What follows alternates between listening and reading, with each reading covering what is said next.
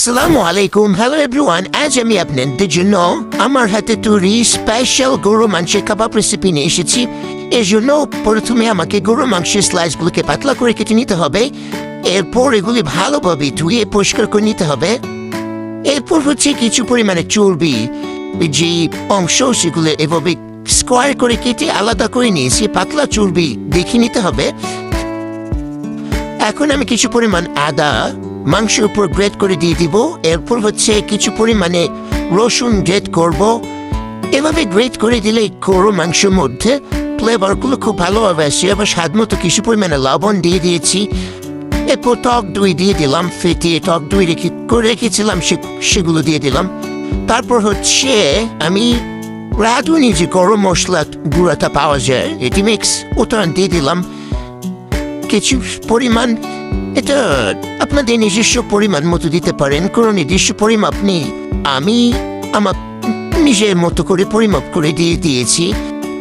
এইবার আমি কিছু পরিমাণে রাঁধুনি যে রেডিমিক্স কাবাবের মশলা পাওয়া যায় সেটা দিয়ে দিব।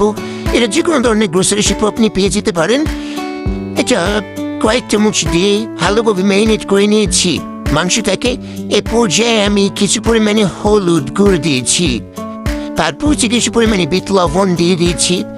এটা আপনাদের অপশনাল, যার যার ইচ্ছে মতো দিতে পারেন, যে দিতেই হবে এমন কোনো কথা নেই। এবার এটাকে ভালোভাবে ম্যারিনেট করব। আবারও কিছু পরিমাণে মরিচগুলো দিয়ে দিলাম। তারপর এটা আমি আমার নিজস্ব পরিমাপ মতো দিয়েছি। যার যার পছন্দ মতো পরিমাপ অনুযায়ী দিতে পারেন। তারপর আমি কিছু পরিমাণে হজের ফাঁকি দিয়ে দিলাম। এরপর এখানে কিছু পরিমাণ ভাজা জিরা দিয়ে দিচ্ছি। তারপর ভালোভাবে মাখায় নিতে হবে, যেন একদম প্রত্যেকটা অংশে মশলাগুলো লেগে থাকে। এবার আমি যা করবো তা কাঁটা চামচ দিয়ে গুতো কানা করে এটাকে একদম মশলাগুলোকে একদম ভিতরে ঢুকিয়ে নেবে। এবার দেখো কিছু পরিমাণে পেঁয়াজ এরকম করে নিয়েছি। তারপর যে কাবাবের স্টিক বানিয়েছি আমি এটা কিন্তু আমাদের স্টিক খাটিয়েছি। আমি এই যে পাখার যে ভাত, মানে হাত পাখার যে এটা থাকে না, ওইগুলোকে কেটে সাইজ করে নিয়েছি। আচ্ছা, তারপর যে মেরিনেট ডান আমার, আমি প্রায় ঘন্টা খানিকের মতো মেরিনেট করেছি। এই যে দেখো আমি দেখিয়ে দিচ্ছি। এখন এগুলি সুন্দর করে একটার পর একটা টুকাবো ভালোভাবে ঢুকানোর পরে এই যে এখন আমার বোন আমাকে হেল্প করছে। মাংসের একটা স্লাইস ঢুকানো হচ্ছে, চর্বির একটা স্লাইস ঢুকানো হচ্ছে, আবার মাংসের স্লাইস, তারপর পেঁয়াজ, তারপর আবার এরকম একটা মাংসের স্লাইস, তারপর চর্বি যে স্লাইস স্কোয়ার করে কেটে নিয়েছিলাম সেগুলো এরকম ভাবে মিনিস্ট্রিরা মেনটেন করে প্রত্যেকটা কাঠিগুলো পুরোটা ভার্ট করতে হবে। আচ্ছা, এরকম ভার্ট করলাম। করার পরেই আমি যা করলাম সেটা যে দেখো আমার বোন একটা প্রায়টা ঢুকাচ্ছে। আমার মনে হচ্ছে যে মাথাটা এরকম একটু চোখ হা করে নিলে ভালোভাবে ঢুকতো। যাই হোক, এরকম একটা প্রায়টা যে দেখো রেডি হয়ে গিয়েছে। এরকম একটা প্রায়টা রেডি করতেছি।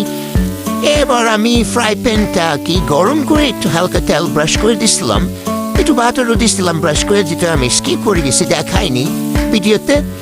আচ্ছা, যাই হোক, তারপর এই যে কাবাবগুলি স্টিকগুলি প্যানে দিয়ে দিলাম। মেজে এখন ভাজা হচ্ছে। দেখো কি সুন্দর একটা সাউন্ড আসতেছে ভাজার, এবং স্মেলটা একদম নাকে বাজতেছিল মনে হচ্ছে। এখনই তুলে আপাত করে খেয়ে ফেলি। চামচ দিয়ে একটু টেপ করে চেপে দিচ্ছি যাতে এটা ভালোভাবে ভাজা হয়। কাবাবটা প্রায় হয়ে গেছে, এখন অলমোস্ট ডান। এখন নামিয়ে ফেলবো। এই যে কাবাবটা আমি নামিয়ে প্লেটে সাজিয়ে রাখলাম। এবার সালাদ রেডি করে ফেলছি। সালাদটা রেডি। খাবারের সাথে আমি করার জন্য একটা কোল্ড ড্রিঙ্কস আনা হয়েছিল। তারপর আমরা খাচ্ছিলাম। এত মজা হয়েছে যা বলার বাইরে। ফ্লেভারগুলো মুখে জাস্ট ব্লাস্ট করতেছিল। আপনার যে না খান, বিশাল অনেক বড় কিছু মিস করে ফেলবেন। অবশ্যই বাসায় ট্রাই করবেন। আল্লাহ হাফেজ।